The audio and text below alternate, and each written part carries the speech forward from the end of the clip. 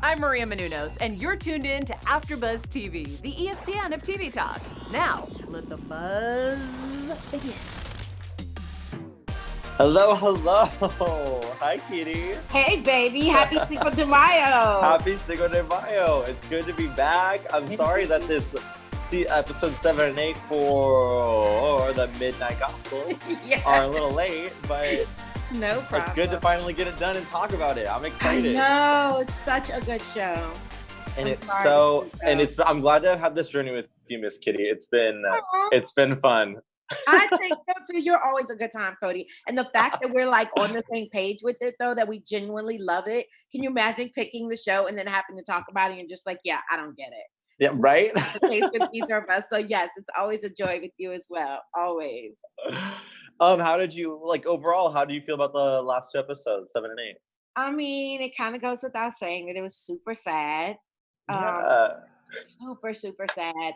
But I do love the fact that the creator was able to probably like channel some of his grief through this. I mean, think about that. If one of our parents died, God forbid, like just the thought that you were able to create something that's bigger than that and like not only mourn their death through your creativity, but also like celebrate their lives and explain like what their life was like on this earth and your relationship to them. I mean, he did an awesome job of really honoring his memory.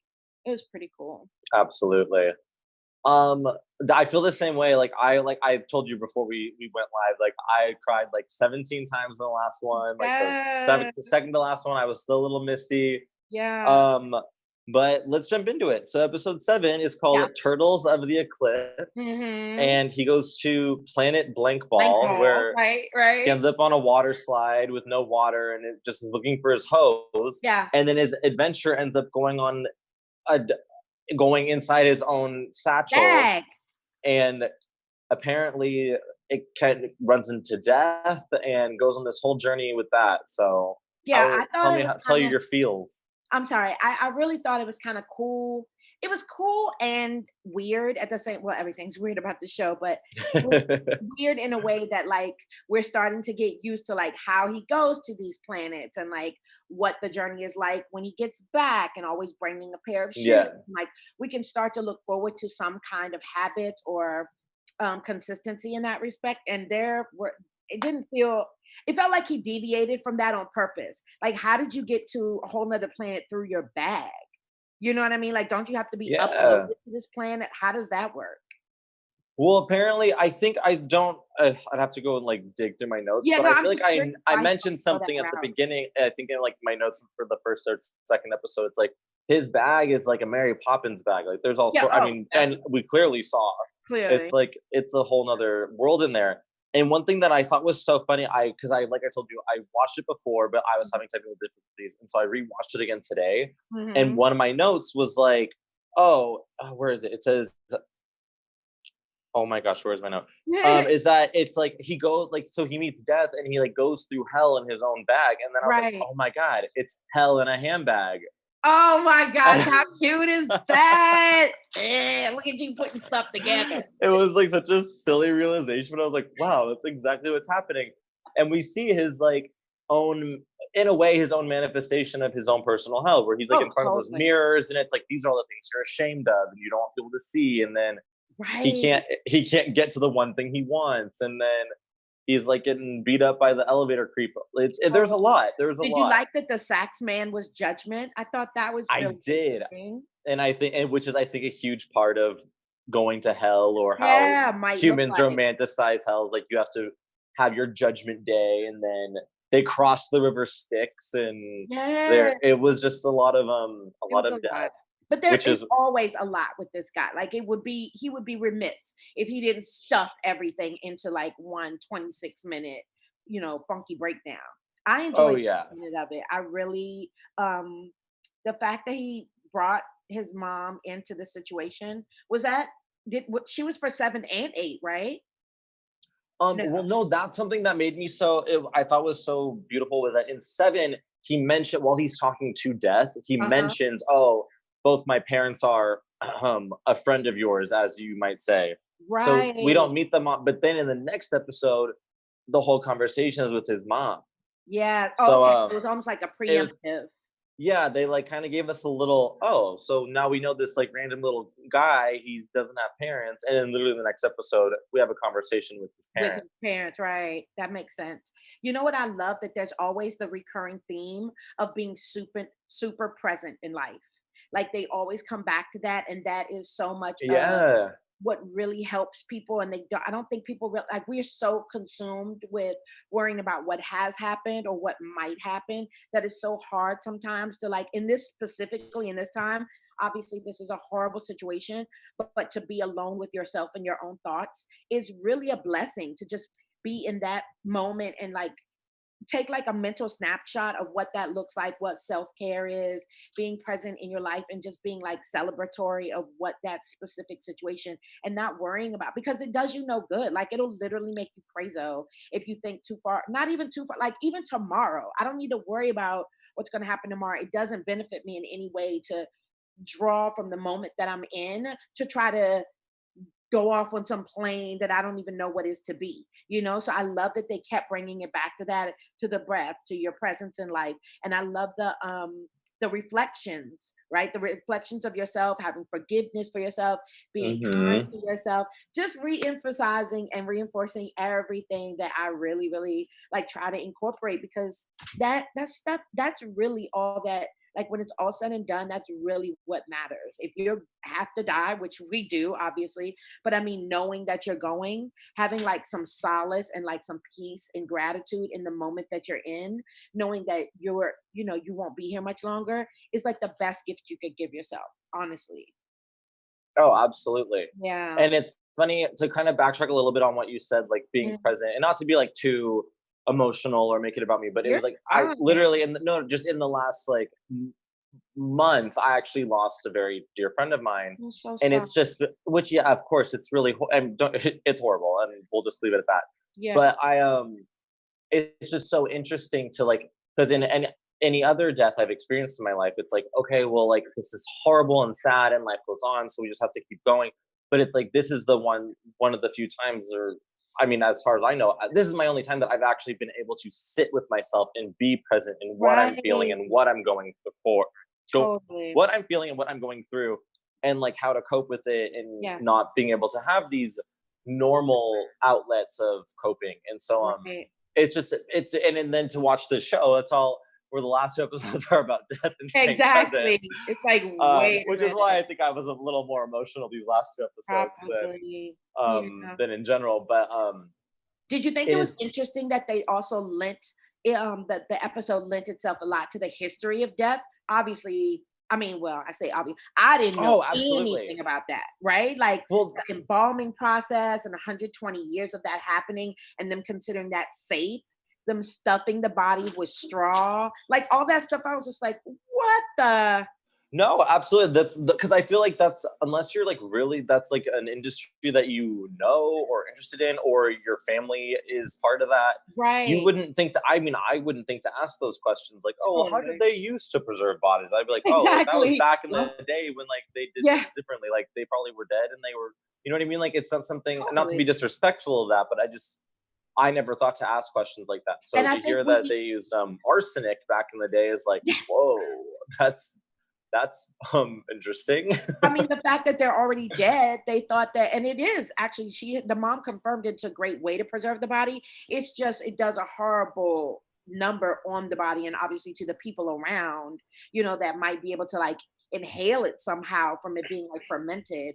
But I did think it was super interesting that not only they gave us the history, but just as you said, because it is such a like tricky subject, most people kind of just tiptoe around it. It's not something that Oh, like of general course. conversation.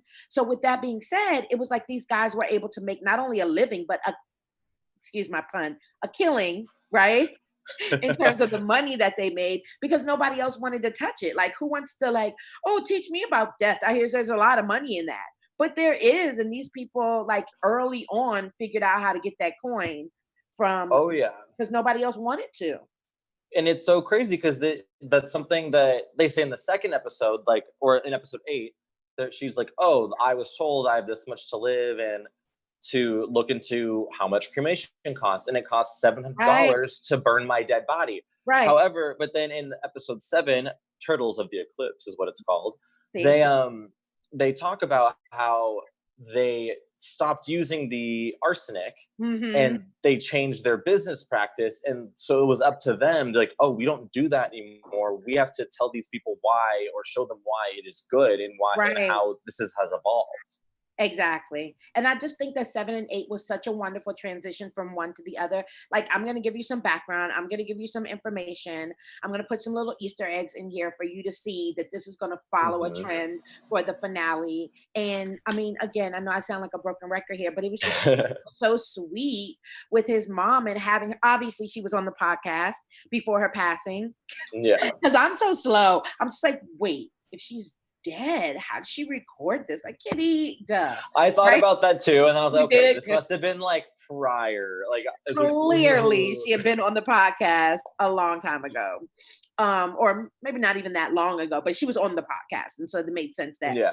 that they would have her voice prior to her death. But I did not only learn a lot, but I did think it was really like, it was just super sad. His mom's name is Deneen.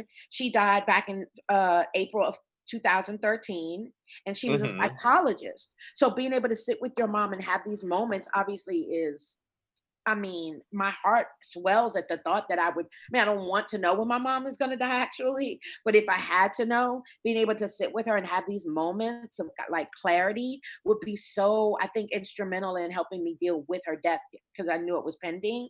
And then the fact that she's a psychologist just adds to the mix. Like, I'm not even about to sit here and get emotional with you. This is just another phase of life. Everyone dies as soon as they're born, they're on their way to die.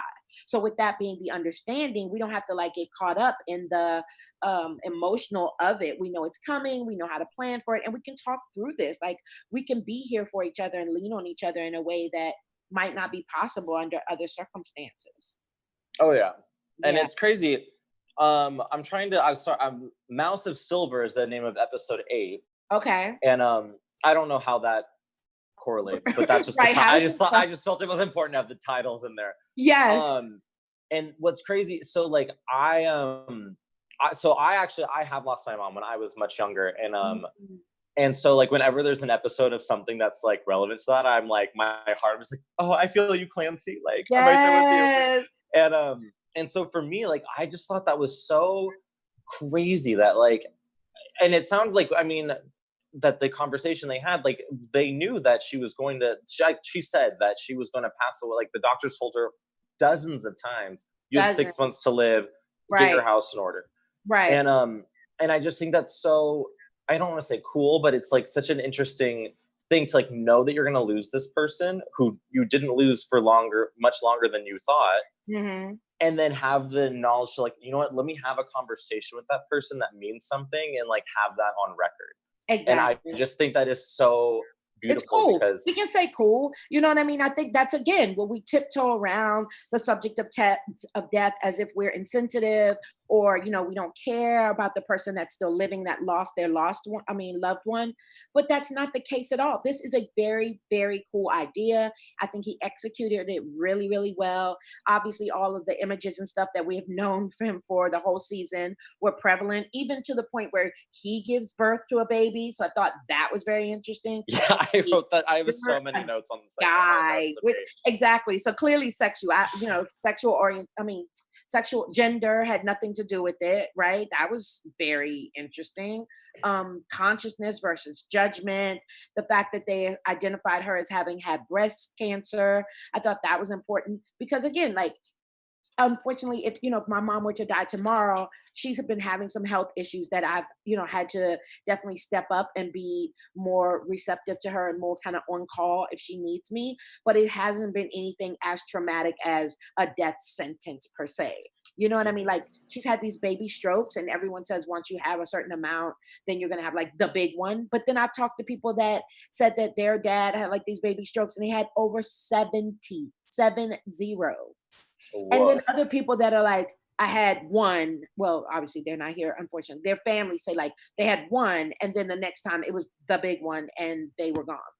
So there's really no rhyme or reason to it. So I guess in that sense, I do kind of know, but then I don't, because if someone had 70, who's to say, you know what I mean, that there's just no rhyme or reason to that. There's not like a death wish. There's no rhyme or reason. And that's the thing is like, it's like, what's worse? Like having a family member who had cancer and like they're told, oh, you have this much to live, and knowing you have that time, and like having to experience that last days together, that they're in pain or agony or scared, or having it just quick and all of a sudden it just happens. You know, like, you can't say which one is worse because neither of them are good. Neither of them are good, but if we're able to separate our minds from our bodies and let it be not a cognitive thought, but an emotional thought, I think I would probably prefer, as painful as it would be to watch, and as painful, prayerfully, it wouldn't be as painful physically for her. But if my mom were given a sentence, at least then I could plan accordingly, like my own thought process, me and my son, how much time we spend with her, like, do we fly my uncle in on this date or that, like all of those things are components that, again, like you said, it would be horrible to hear, but I would much rather be like, you got 2 months with your mom, get it together, than someone, oh God, in the middle of the night calling me and like your mom's not here anymore. Yeah, I definitely would prefer the first thing.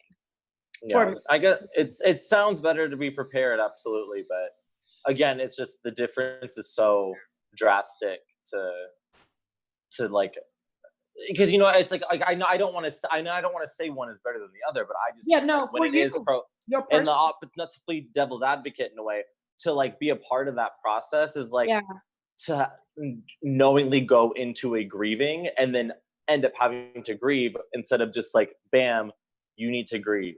It's just such a intricate topic, to be honest. And as usual, he kind of broke it down and gave us these, but the sound bites are so quick. There's nothing slow about the show at all. Probably the slowest part, would you agree, is like the beginning and the end? You know what I mean? Like, because the beginning is like the setup and where's he gonna go, and he's interacting with this person, and then the end, he's back and like, what did he bring? And there were no shoes. There were no shoes. Well, there were. He got. So that's how it ended. That was something. When he did the double shooting, the police invade his place, right? Or I call them the mattress police because they're flying on mattresses, right? And they go in and they knock his shoes into a fire, so he loses all the shoes he's gotten. That's right. He did. Oh, maybe I'm thinking of episode 7. In episode 7, he takes the elevator guy's shoes. But then in episode 8, I don't remember him he gets those spoon shoes at the end, but he's inside the simulator. Exactly. And then remember with his neighbor, he had that whole fight situation and everything was blown up because he didn't do what he was supposed to do and rub so is that when he lost the shoes? I just know I wrote down here that he brought back no shoes. In episode 8, I don't think he brought, because he didn't really come back. Exactly. The dog, whose name is Charlotte, I found out. Hey. And Clayton is Duncan. I thought his name was really his name. Well, his name is, in the show, his name is Clancy, I believe, but when he's recording his podcast, he's himself. His name is Duncan, yes. Right? Yeah, okay. And I think I don't know if continuity really matters in this case, but I think that's just, the recording was, she called him Duncan. So I know, and that's what threw me off, and I was like, wait, and that's what started me Googling. I'm like, why is she calling him Duncan? Is that like a nickname? I'm like, oh, that's not his name. I might be making this up, but I feel like in an episode or two prior, when the sister leaves him a voicemail, I think the sister calls him Duncan too. Oh yeah. I might be making that up, but I think that's what she called him. I mean, yeah, that would make sense. I'm not opposed to that line of thinking. That would make total sense. It just didn't click for me because if she did, that would have been the only time we heard that name. So for the moms that said it at the start of the show, I was just like, okay, Google time, because I don't know why they're calling him that. And it turns out because that's his actual name. Yeah. One thing I do want to ask, it's like one of my last notes for episode 7, which we are clearly just bouncing back and forth here, is and I keep bringing up the elevator because that scene really stuck out to me because there were all these like circles on the doors, and I mean, I'm the one who's only paying attention to the background anyway. No, But I the elevator, love it. the elevator, like where the buttons are for the elevator, Yeah. was this crazy shape. Mm-hmm. And the buttons were in specific spots and it was very colorful. And then Mm-hmm. at the end, his bag, which apparently comes to life and goes on the water slide with him, like Right. the bag's head is the same symbol of like a weird leaf shape of the elevator buttons.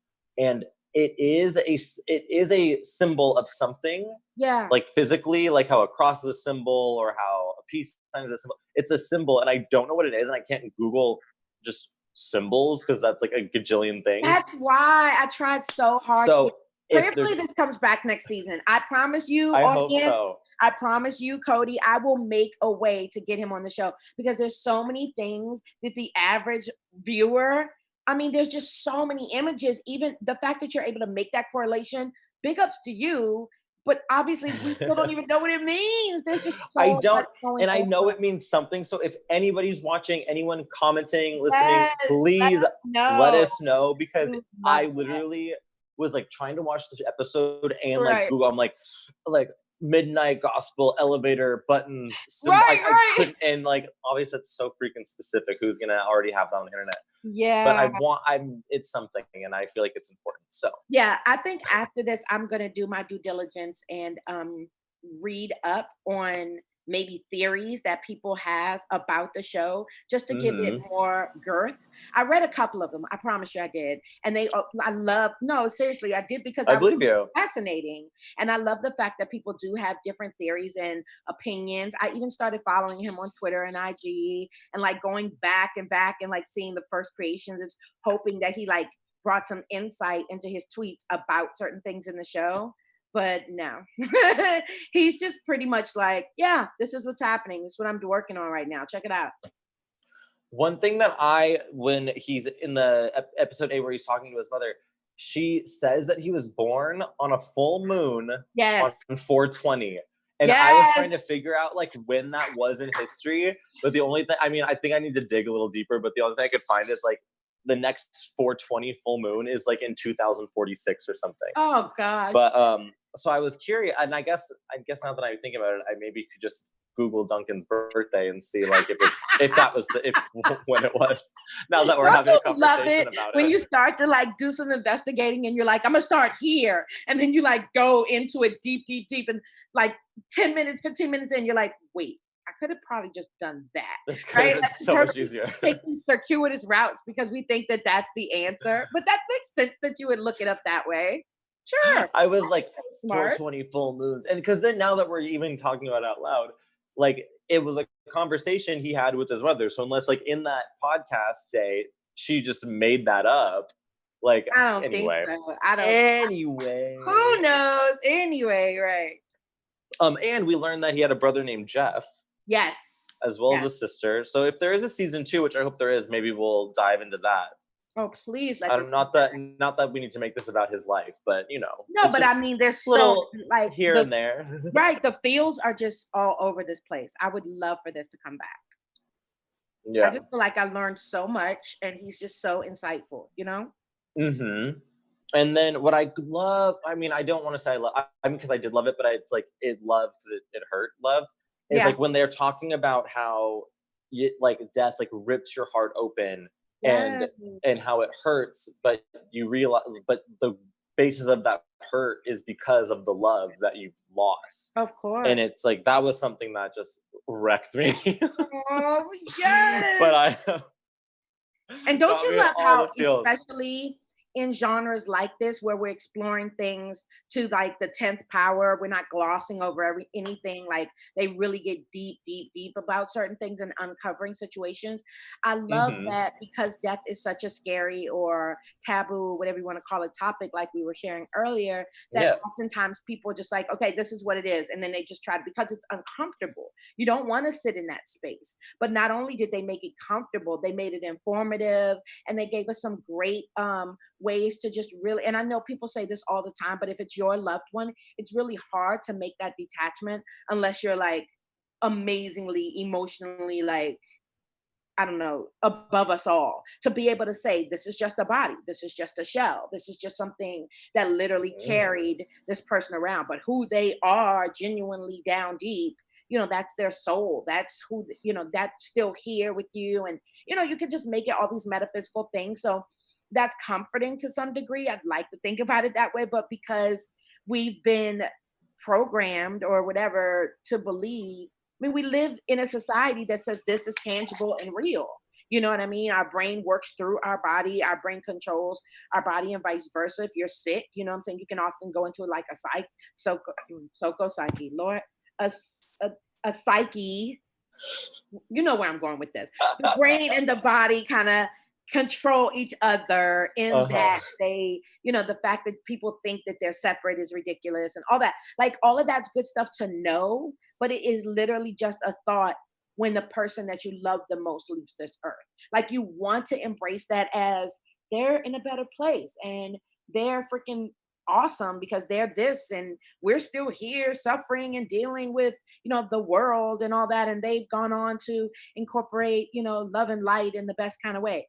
It sounds awesome, and it's not that I don't believe it. I very much believe it. But looking at a dead body that you literally like were loving up a month before, it's really hard to make that connection. Yeah, especially like because it's not just like you loved that person, like ideally that person loved you too. And it's just so and that's where the hurt comes from, is like, oh, this is someone I cared about, but it's like now that is, if like, I mean, for me it was a dear friend of mine recently, and it's like not only did I lose that person, but I lost the love that I received from them as well. And it's just, and it literally and it like or I guess figuratively feels like a hole in you, and it's just it's just so interesting the way humans it really are. is.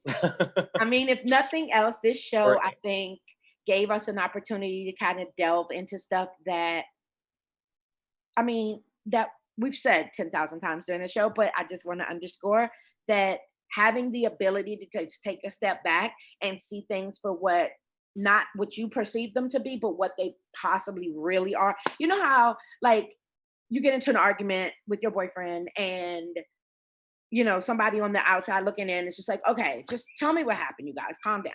And you're both in different rooms and this guy says this happened and this guy says this happened. And the running joke is there's always three sides to a story, his, and the truth. Right? Because the truth is what actually took place, but your perception of what happened is always going to be a different take on it. And that's not to say that your perception is not real or that it didn't happen for you that way. It's just that. I mean, perception is only half reality, right? Like you're only able to see through this filter that you've created for yourself. So I think this show is such an awesome way to like spearhead the truth.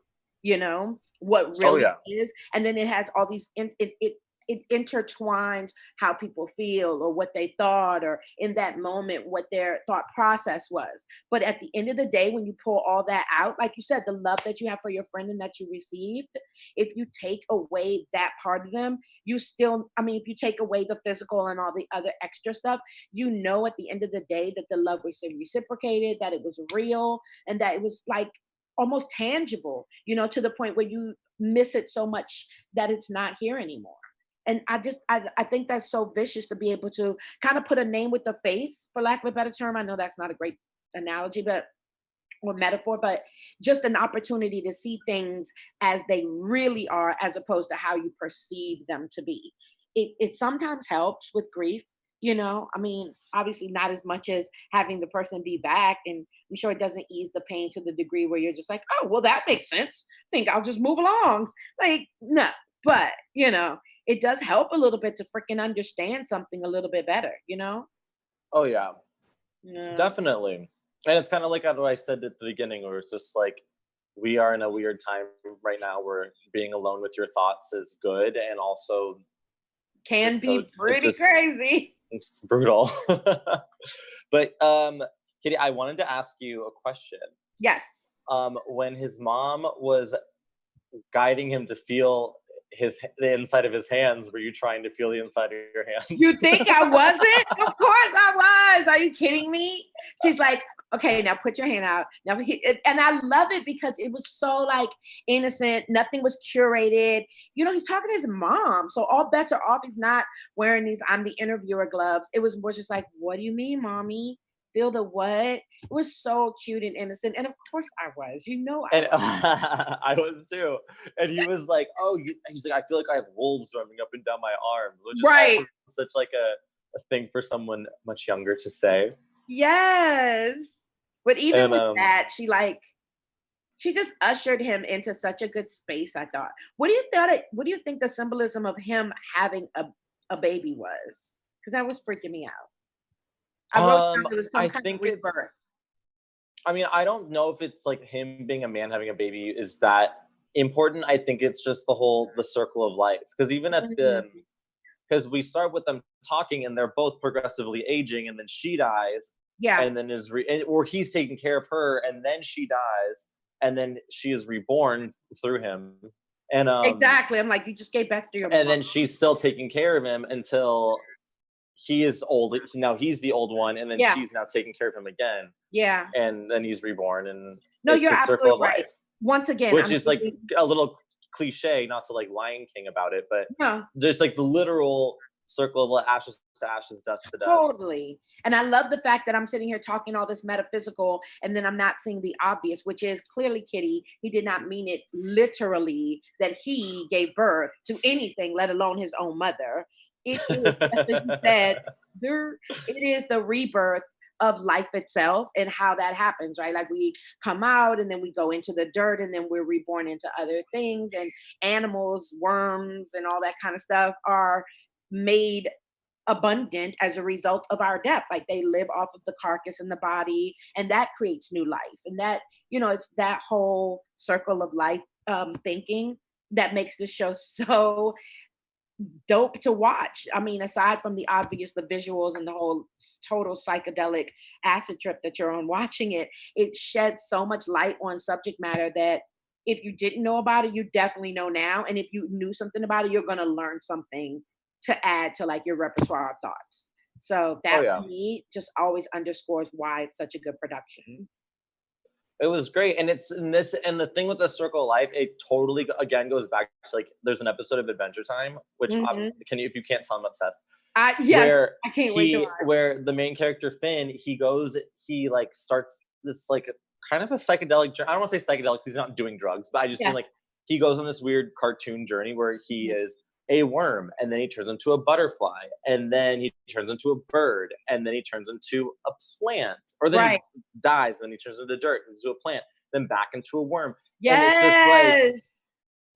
in each transition is like a death, but it's Yeah, him experiencing the different life cycle. And exactly. it's just so interesting to see these correlations. And I think, yeah, exactly. It's super interesting to see the correlations, and it's even better to know that someone put so much thought into the process of making sure that we understand all the intricacies that are involved in that. That you would literally take the time to. I mean, I'm sure there are lots of people that do that. I mean, look how many guests he had on his podcast that are clearly Right. into that. I think And this is just for the TV show. Yeah, I think that's what I'm the about to say, actual but that podcast a is like network said, hundreds. not only do we care what you have to say, but like we're totally invested in seeing a full season of this all the way fleshed out. Oh That is yeah. pretty dope. Like that's not something that happens every day. Everybody doesn't get entertained the same way, obviously, but I mean, if it can't fit into a box of a genre, most of the time they want nothing to do with you. And like a singer that like Oh plays yeah. folk music, but then like raps at the end and like stick some country in the middle. It's like, wait, what are we doing? How do we market you if we have no idea what you are? And they just let it rip and let the show speak for itself. Oh That yeah. that but I guess with Adventure Time being successful, he had that at least leg up, right? Where he could say I'd like, say so. I mean, "Uh, it's definitely very different because of the subject matter and like the mhm, way the episodes play out because it comes from a podcast. But mhm, like I said, I hear a lot of the same voices. I see a lot of very similar animation techniques, mhm." and I mean, even with some of the themes, like the circle life, like literally as they're leaving or not leaving, they're like both the mom and the son are both planets, Yeah, and it's like they're being sucked into this vortex, and the vortex is literally surrounded by the I might be Ouroboros, which is the snake eating its own head. So again, the circle of life. And totally. It's bonkers. That is the perfect line to sum it all up. You are correct. It is bonkers in a very good way. One thing, and going back to the like feeling your hand and that whole like, yeah. And then she goes from like, oh, okay, now you feel in your hand, like go up your arms and like feel in your body, and like now that's you being present instead of being stuck in your mind, which I thought was so cool. But that's how a lot of meditations go too. For that, by the way. Oh yeah, they do like a body says, check. Like sense your arms and legs, and then look and listen.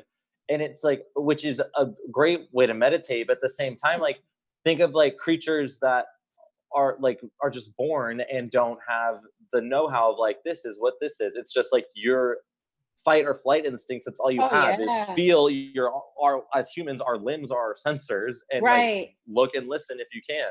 And it's just like the most, like oddly enough, like being present in that sense is like the opposite of evolution. I don't know. Yes, but there again, that goes back to the circle, right? Like it fits in there somewhere, because that's a great analogy. Like when you think about like maybe a baby deer being born with them long, gangly legs. Yeah. Right now, I didn't mean to come like they're not gross or anything, but you know what I mean? When they come out, they're gangly.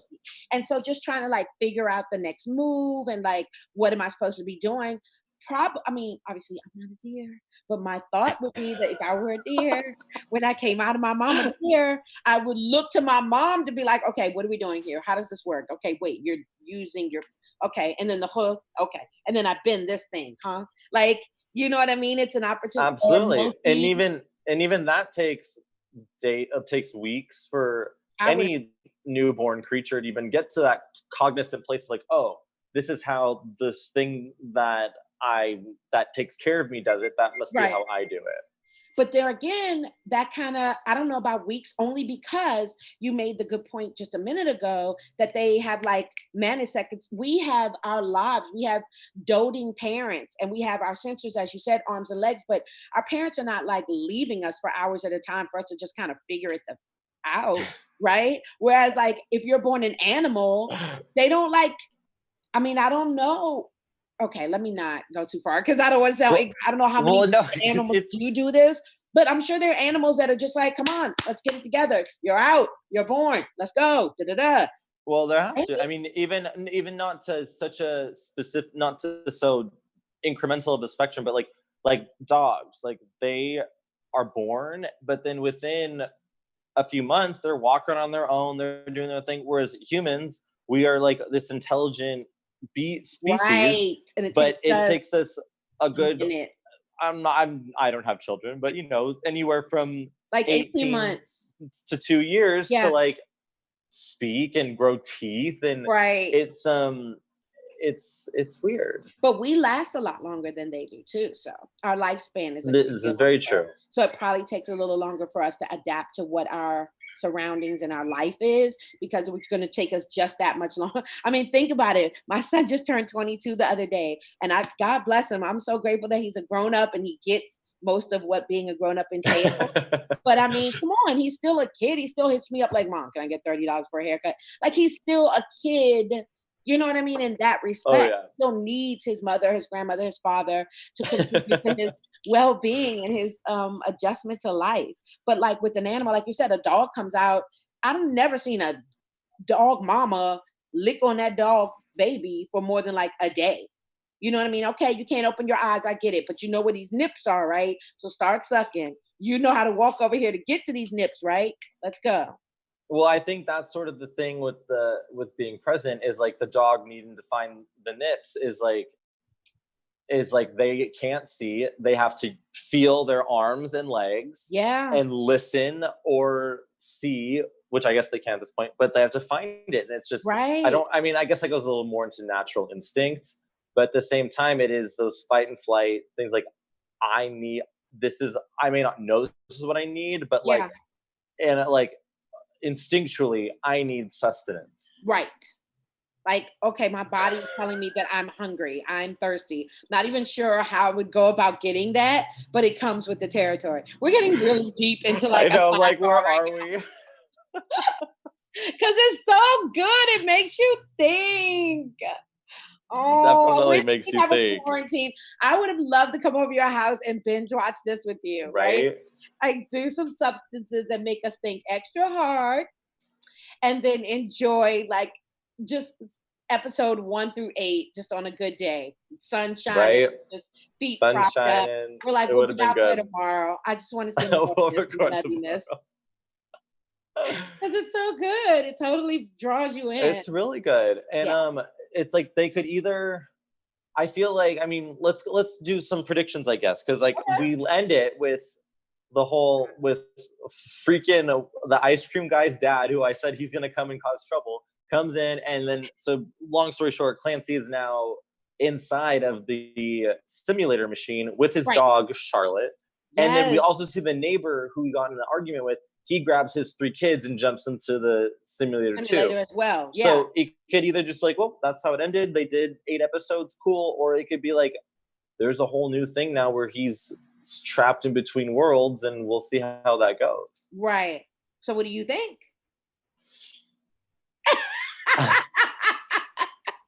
I would like to think that it's gonna have another season. In that, I mean, maybe that's already some. I mean, it's only been out for a week or two. I don't know if they would officially say if there's gonna be a new season, but I like to think there's going to be a new season, and he's going to be able to continue to go to these different worlds with his dog.